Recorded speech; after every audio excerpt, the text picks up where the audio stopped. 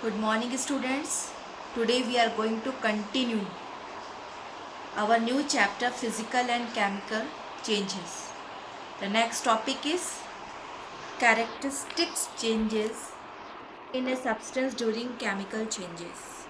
इसका मतलब है कि सब्सटेंस में क्या क्या बदलाव आते हैं जब कोई भी केमिकल रिएक्शन या केमिकल चेंज होता है. Number 1 is change of color. Here we will study that when blue colored copper sulfate salt crystals are heated, so it will convert into white colored powder. Here you can easily see in this picture change in color of copper sulfate crystals. यानी copper sulphate का formula होता है CuSO4.5H2O. Copper sulphate पेंटा hydrate, यानी एक molecule copper sulphate के साथ 5 molecules of water associate रहता है, उसे जुड़ा रहता है. और क्योंकि इसमें 5 मॉलिक्यूल्स ऑफ वाटर है इसलिए इसे ब्लू कलर देता है. लेकिन जब हम इसे हीट करते हैं तो कॉपर सल्फेट वाइट हो जाता है और 5 मॉलिक्यूल्स ऑफ वाटर जो है वो भाप बन करके वो इवापोरेट हो जाता है. So here you can see it, but in this book or in this class 7 you are studying this change as a chemical change, but in higher class 9th and 10th you will study that this is a physical change. okay, अभी तो आप पढ़ेंगे कि chemical change है, लेकिन आप जब higher class में जाएंगे 9th और 10th में तो आपको पढ़ेंगे कि केमिकल चेंज है, क्योंकि जब हम इसे हीट करते कॉपर सल्फेट को तो वाइट पाउडर में कन्वर्ट हो जाता है, जिसे हम कहते हैं anhydrous copper sulphate. An means नहीं, हाइड्रस मीन्स पानी, यानी जो पानी इसके साथ था 5 मॉलिक्यूल्स ऑफ वाटर वो उड़ जाता है और ये वाइट पाउडर में कन्वर्ट हो जाता है. लेकिन अगर हम इसके ऊपर पानी को फिर से छिड़क देंगे या डाल देंगे तो फिर ये दोबारा से ब्लू कलर का हो जाता है. Understood? Now we are going to see formation of precipitate. So precipitate is an insoluble solid substance formed during the chemical reaction when two liquids or a liquid and a gas reacts with each other. इसका मतलब ये है कि आपको पता है जो chemical reaction में टेक पार्ट लेते हैं उनको हम रिएक्टेंट्स कहते हैं. यहाँ पे अमोनियम हाइड्रोक्साइड और एल्यूमिनियम क्लोराइड लिया गया है. जब ये रिएक्टेंट्स रिएक्शन करते हैं तो ये बनाते हैं aluminium hydroxide plus 3NH4Cl ammonium chloride. यह एक वाइट प्रेसिपिटेट होता है. प्रेसिपिटेट मीन्स होता है कि कोई ऐसा सॉलिड सब्सटेंस जो उस सॉल्यूशन में घुलनशील ना हो, जो उस सॉल्यूशन में घुल नहीं पा रहा है. ठीक है, ये वाइट कलर का प्रेसिपिटेट है. Third is evolution of gas. So here जब chemical reaction होता है तो गैस का फॉर्मेशन होता है. So the release gas may be seen in the form of bubbles. बुदबुदाहट के साथ बबल्स का फॉर्मेशन होता है. Okay, so example given here is dilute sulfuric acid is dropped on zinc granule. Zinc metal होता है, देखने में बिल्कुल ऐसे ही जैसे चांदी दिखती है, सिल्वर वैसा ही दिखता है. और उसके ऊपर जब हम डाइल्यूट सल्फ्यूरिक एसिड डालते हैं तो हम पाएंगे कि वहाँ जल्दी जल्दी से हाइड्रोजन गैस के बबल्स का फॉर्मेशन होने लगता है. ठीक है, एंड जो वहाँ सॉल्ट बनता है उसे हम जिंक सल्फेट कहते हैं. ठीक है, जैसे अगर हम कोई टेस्ट ट्यूब लेते हैं और उसमें जिंक लेते हैं और इसमें डाइल्यूट H2SO4 जब हम ऐड करते हैं तो हाइड्रोजन गैस की बबल्स का फॉर्मेशन होता है. ठीक है, अगर हम इसके ऊपर अपना थंब रख लेंगे तो गैस इस टेस्ट ट्यूब के अंदर कलेक्ट हो जाएगी. अगर हम इसके पास बर्निंग मैच स्टिक लाते हैं तो ये हाइड्रोजन गैस जल करके पॉप करके साउंड बनाती है। जैसे आप एग टू पॉपकॉर्न कभी घर में बनाते हैं तो जो साउंड आता है ना, वैसा ही साउंड आता है। ये टेस्ट है हाइड्रोजन गैस का। Fourth is production of light and sound. So whenever chemical reaction takes place, example in explosion of a firecracker bomb, so it gives out heat, light and sound. Next is fifth is change in smell. So whenever chemical reaction occurs, there is a change in the smell. As you know that जब freshly prepared food होता है उसमें अच्छी smell आती है, लेकिन अगर वह खाना खराब हो जाता है, सड़ जाता है, स्पॉइल्ड हो जाता है, तब एक्चुअली उसमें केमिकल रिएक्शन होता है, इसलिए ऐसा होता है। तो उसमें से फाउल ऑर्डर आने लगता है, मीन्स बदबू आने लगती है। तो ये भी एक केमिकल चेंज है। अंडरस्टूड? मीन्स रॉटन वेजिटेबल, सड़ी हुई सब्जियां, ये इसके एग्जाम्पल हैं। ओके, नेक्स्ट इज एब्जॉर्प्शन और release of heat. So whenever chemical reaction occurs, either heat is needed there और हीट इज़ रिलीज्ड। जब हीट रिलीज़ होती है, इवॉल्व होती है, तो उसको हम एक्सोथर्मिक केमिकल रिएक्शन बोलते हैं। लेकिन कई ऐसी रिएक्शन होती हैं जिसको कराने के लिए हमको हीट को देना पड़ता है, मीन्स हीट इज़ एब्जॉर्ब्ड, उनको हम एंडोथर्मिक रिएक्शन बोलते हैं।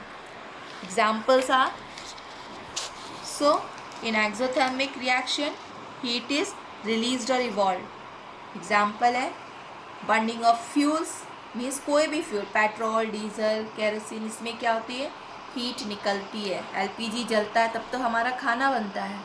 एक्सप्लोजन ऑफ फायर क्रैकर्स, है ना, इसमें भी एनर्जी, हीट निकलती है। So here one more example is given, calcium oxide plus water give calcium hydroxide plus heat.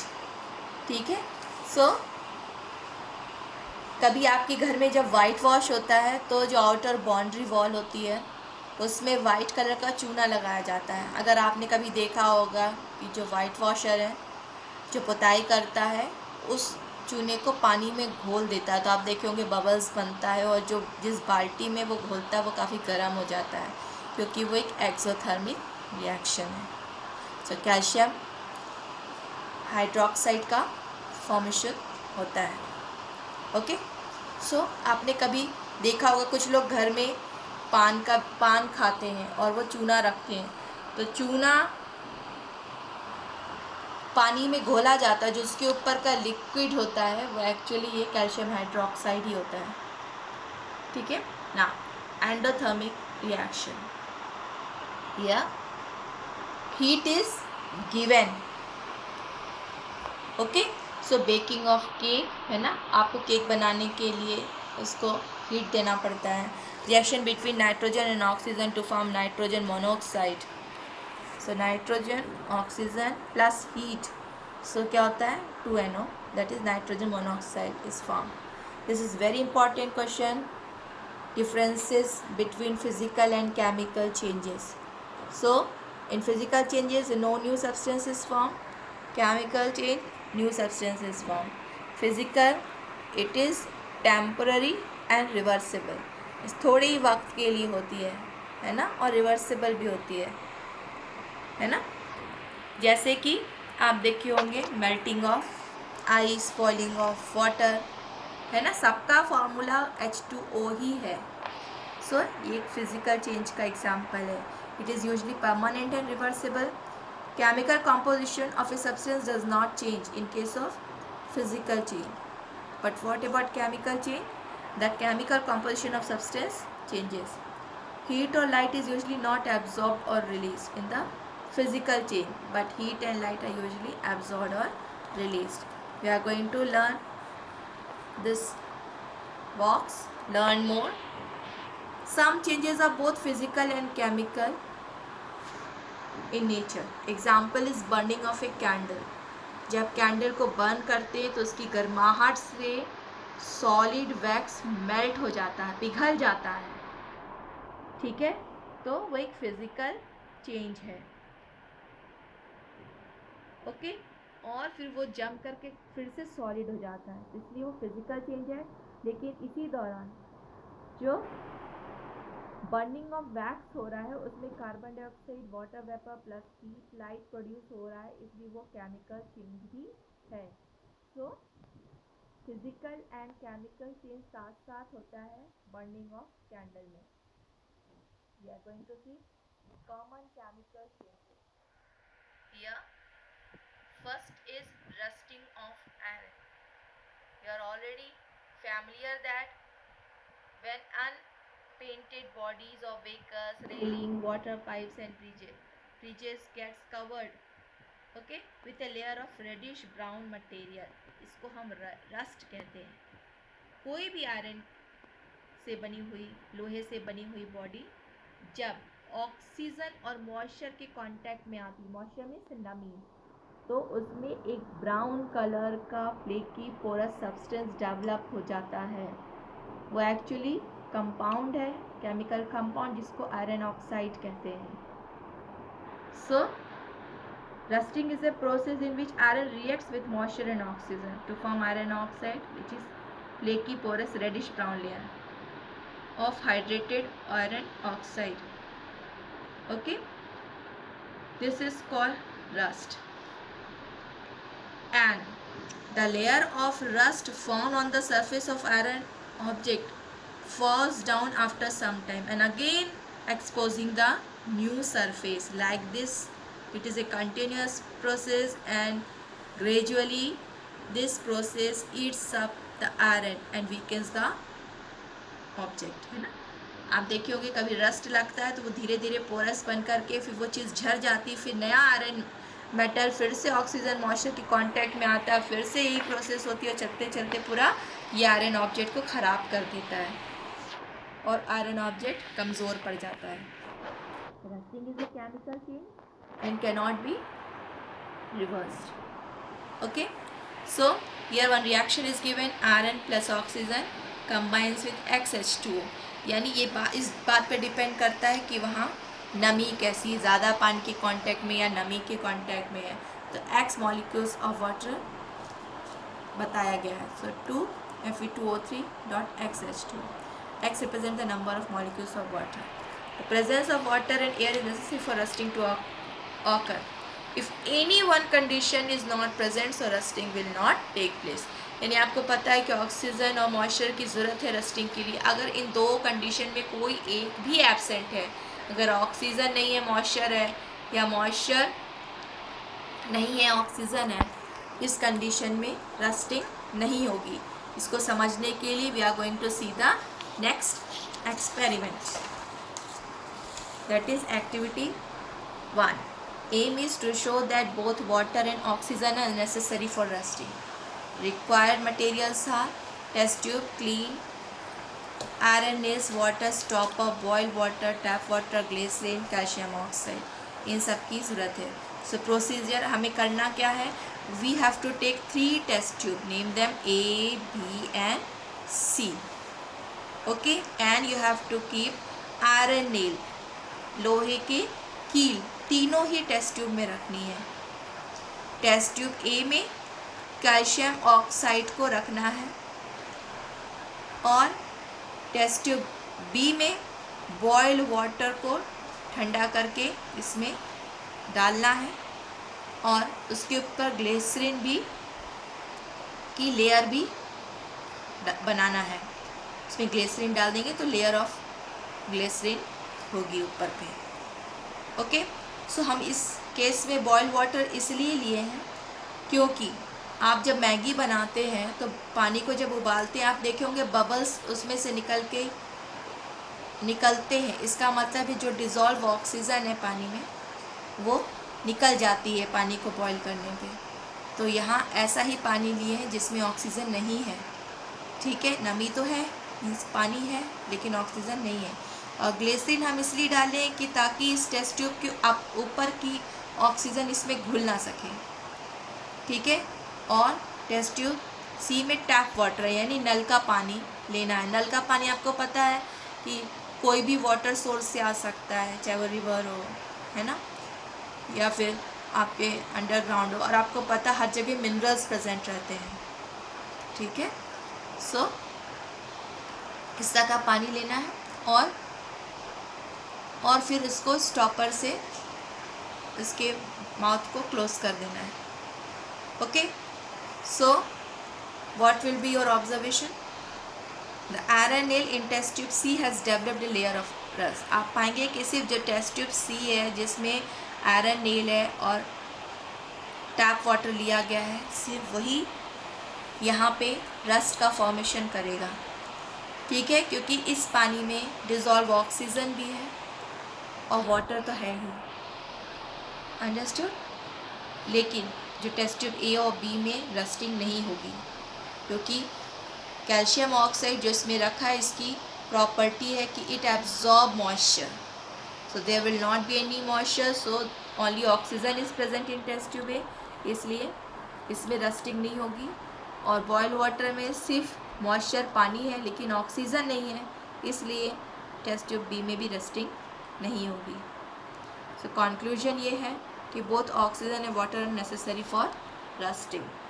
Now prevention of rusting.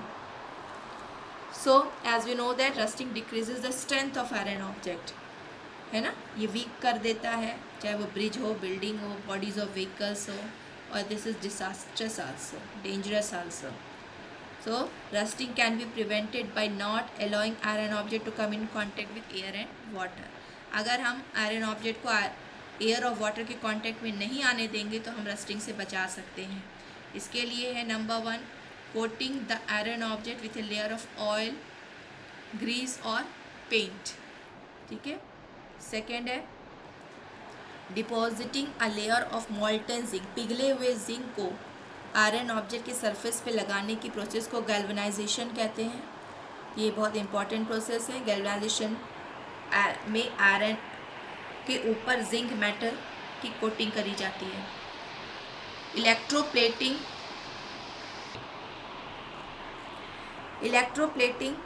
Is a process in which a layer of tin और chromium is done over the iron object, ठीक है, इसको electricity की help से करते हैं।